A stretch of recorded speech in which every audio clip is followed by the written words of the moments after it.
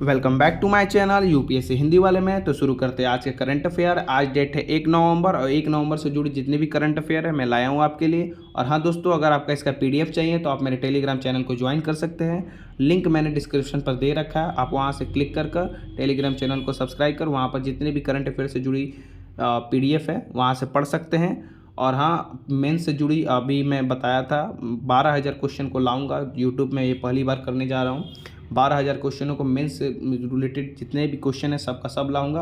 और जितने भी करंट अफेयर से जुड़ी क्वेश्चन बनेंगे उन सबको कैसे करना है, कैसे लिखना है, कैसे उसको 150 शब्दों 250 शब्दों में लिखना है, मेंस में किस तरह लिखना है, उस सब डिटेल फुल डिटेल लाऊंगा वीडियो में। ठीक है, तो आते हैं अभी शुरू करते हैं पहला नंबर करंट अफेयर से जुड़ी। ठीक है, तो 1 नवंबर को हरियाणा राज्य का स्थापना दिवस मनाया जा रहा है। ठीक है, हरियाणा का गठन कब हुआ था? तो 1 नवंबर 1966 को तत्कालीन पंजाब का जो विभाजन हुआ था उसके अस्तित्व में आया था। ठीक है, हरियाणा को हरियाणा शब्द कैसे आया? ठीक है, हरियाणा शब्द आया है हरि और यारा। हरि मतलब होता है विष्णु और यारा मतलब होता है घर, मतलब विष्णु का घर। वर्तमान में 22 जिले हैं हरियाणा में। ठीक है, हरियाणा की आबादी 2.5 करोड़ है लगभग। ठीक है, कुल साक्षरता मतलब लिटरेसी रेट कितनी है? तो 75.55। ठीक है, और महिला और पुरुष की लिंग अनुपात कितना है? मतलब कि 1000 पुरुषों पर कितनी महिला है? 879 है। ठीक है, दूसरा क्या है? 1 नवंबर को कर्नाटक स्थापना दिवस भी मनाया जाता है। यह दिवस मतलब कि इस दिवस को राज्य उत्सव के दिवस के रूप में भी मनाया जाता है। 1956 में दक्षिण भारत और कन्नड़ भाषी क्षेत्रों को विलय के बाद इस राज्य क्या हुई थी? स्थापना हुई थी। 1956 में इसे मैसूर से प्रभाषित किया जाता था, मतलब इस 1956 से लेकर 72 तक इसे मैसूर बोला जाता था।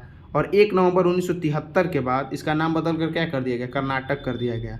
और भारत की सिलिकॉन वैली के नाम से भी इसे जाना जाता है। याद रखिएगा, भारत के सिलिकॉन वैली अगर कोई राज्य पूछ दे तो इसका नाम, भारत के सिलिकॉन वैली कौन है? तो कर्नाटक है। ठीक है, और अगर कर्नाटक ऑप्शन ना दिया रहे, कभी कभी ऐसा भी होता है कि मैसूर दिया रहता है, अगर इसकी जानकारी हो तो वो भी टिक मारा जाता है। पीसीएस के लिए इंपॉर्टेंट होता है। ठीक है, और यूपीएससी के लिए भी इंपॉर्टेंट है। ठीक, तीसरा क्या है? हाल ही में क्या है? 27 अक्टूबर को ऑडियो विजुअल मतलब कि क्या, एक मिनट रुको, 27 अक्टूबर को क्या मनाया गया?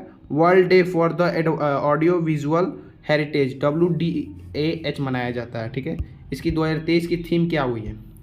इसकी थीम हुई है your window to the world रही है। ठीक है, इसकी थीम क्या है? Your window to the world. इसका अवसर मतलब कि इस अवसर पर दृश्य श्राव्य संरक्षण पेशेवरों और संस्थानों को सम्मानित किया जाता है जो भविष्य की पीढ़ियों के लिए क्या है? विरासत को संरक्षित करती है। और हाँ दोस्तों, ये यूनेस्को की पहल है। यूनेस्को की किसकी पहल है? यूनेस्को की इसकी पहल है। ठीक है, यूनेस्को की पहल है ये, याद रखिएगा। यूनेस्को की जनरल कॉन्फ्रेंस में 27 अक्टूबर 1980 को recommendation for the safeguarding and preservation of moving image को, इसके द्वारा इसको क्या किया गया? अपनाया गया। ठीक है, हाल ही में हू ने इंडिया स्कूल ऑफ बिजनेस के लिए प्रोफेसर सारंग देव, किसको?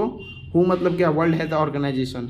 तपेडिक मतलब कि टीबी के लिए सलाहकार समूह, टेक्निकल सलाहकार, यहाँ पे टेक्निकल छूट गया। ठीक है, टेक्निकल समूह के लिए नियुक्त किया गया है। हू क्या है? मतलब कि वर्ल्ड हेल्थ ऑर्गेनाइजेशन क्या है? अंतर सरकारी संगठन है। इसकी स्थापना 1948 में हुई थी।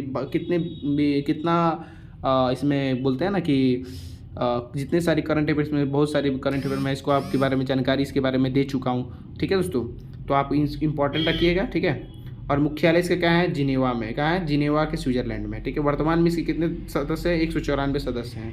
ठीक है,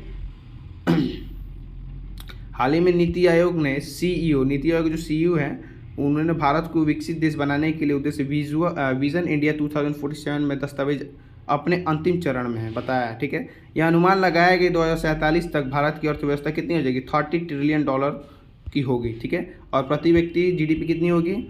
तो $17,590 होगा। और निर्यात कितना होगा? तो 8.67 ट्रिलियन होगा। और आयात 12.12 ट्रिलियन डॉलर होगा। तो ये मेंस के नज़र से इम्पॉर्टेंट है। ठीक है, ये डाटा इम्पॉर्टेंट है भविष्य के जीडीपी के तहत, और ऐसे कुछ जो इनपुट डाला जाता है की पॉइंट, इसमें फैक्टर इंपॉर्टेंट है, तो आप इसको याद रखिएगा। ठीक है, आते हैं लास्ट क्वेश्चन 6वां पर। ठीक है, एशियन पैरा गेम्स में भारत कितने जीते स्वर्ण? 29 स्वर्ण जीते, 31 रजत, 51 कांस्य जीते हैं। ठीक है, टोटल कितना? 111 पदक जीते। कितना? 111 पदक जीते। पदक मतलब कि रजत, पदक कितने जीते? 111। 40 महिला पदक जीती। कितनी जीती महिला पदक? 40। ठीक है, तो ये याद इंपॉर्टेंट रखिएगा। तो 41 टोटल पदक जीते हुए हैं। ठीक है, तो दोस्तों आज का करंट अफेयर समाप्त होता है, मिलते हैं नेक्स्ट करंट अफेयर पे, तब तक के लिए धन्यवाद।